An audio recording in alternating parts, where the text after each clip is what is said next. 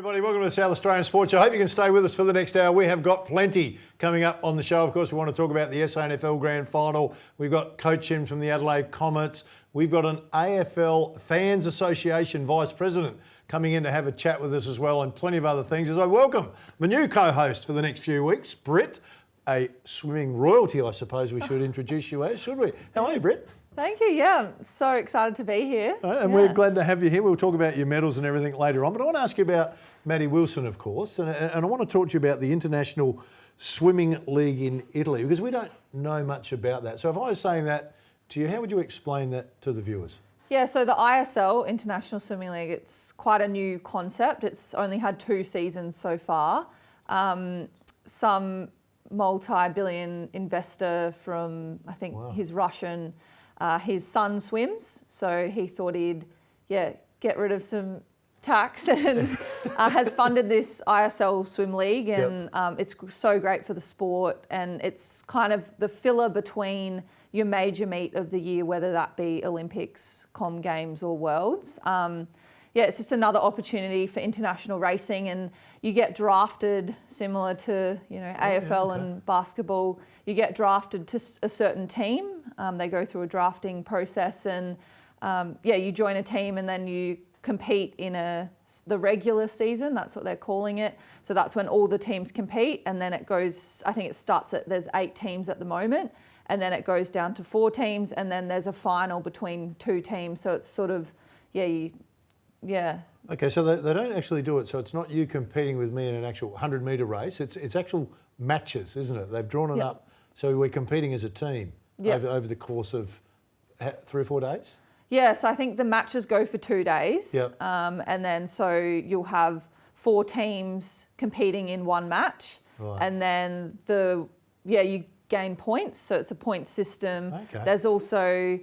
It's intriguing because there's certain allocations between how far you are off a world record based on if you can jackpot. There's a thing called a jackpot, so then you get double or triple points. And then if you're a certain percentage off the certain time or qualifying time, you don't gain any points. So it's very points related, but it's also each team can pick and choose who they have swimming certain events, and it's very strategic in that, as strategic as swimming can be.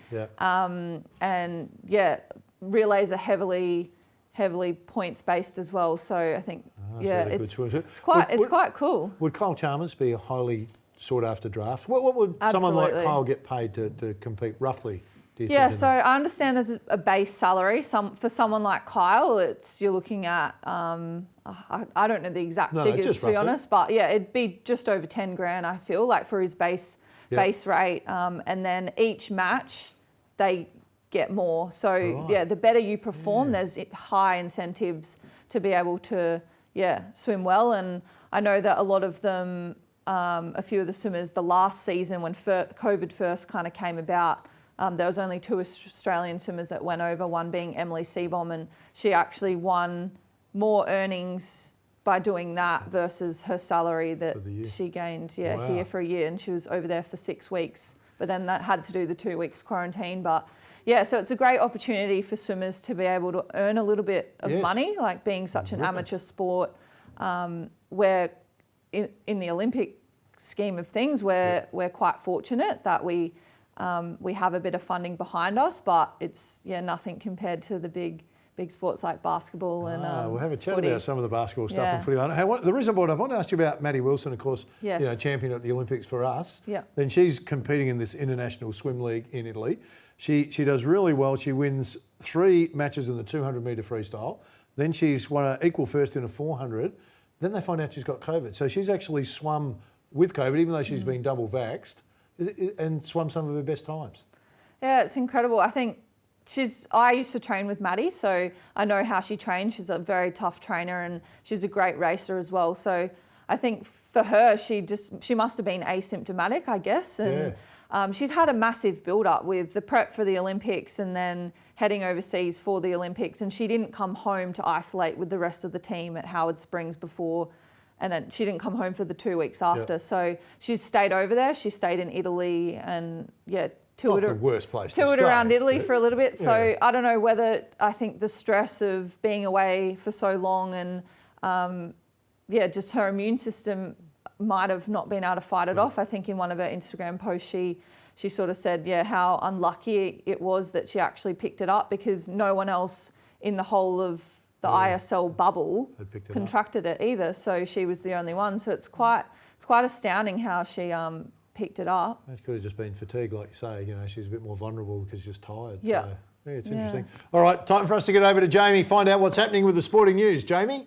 Thanks, guys. Let's get right into it. In the SANFL last Sunday, the Eagles closed out the grand final 99-32 against the Tigers. The win comes as Woodville West Torrens' first ever back-to-back premiership. Although Matthew Goldsworthy wasn't available due to rupturing the tendon in his hamstring, Jack Hayes proved to be forceful on the field. Although the Tigers managed to boot 4 goals, the Menzel brothers outkicked them on their own, scoring 7 as a duo.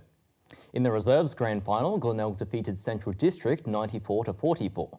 Although the Bulldogs looked good throughout the first half, Brody Newman and Jack Yates orchestrated the field for the Tigers, as well as John T. Scharenberg, who racked up 33 disposals and 8 clearances. In other news, South Australian 17-year-old Aston Freeth has become the youngest person in the world to attempt the 1-hour cycling challenge. The challenge is known as one of the hardest in the world of cycling and consists of an athlete attempting to ride as many kilometres as possible around a velodrome in 1 hour. Freeth finished with a historic 48.48 kilometres, coming very close to the Australian record of 52.5, which is held by Rowan Dennis. Freeth says he is happy with what he's achieved and still aims to break the national record in future. In the races, Jess Eaton began a 6-week suspension this Monday. The star jockey received a running and handling charge back in August at Morphettville for her ride on Old Time Rock and has since attempted to appeal for it. Although she pleaded not guilty to the initial inquiry made on race day, Eaton was still given a lengthy ban for her alleged lack of vigour from the 100 metres to the finish. The case was taken to the South Australian Racing Appeals Tribunal, which is led by President Tim Anderson QC. The appeal was overturned on Friday. Adelaide United have signed 3 new players to their A-League women's squad. Junior Matilda, Georgia Beaumont, has been added to the roster, and so has Natasha Bro, who has been playing abroad in Europe. Japanese player Riona Omiya has also signed after previous Australian play. Although none of these new players have experience in the A-League, each of them are of merit and have plenty of experience under their belts to perform in Adelaide United.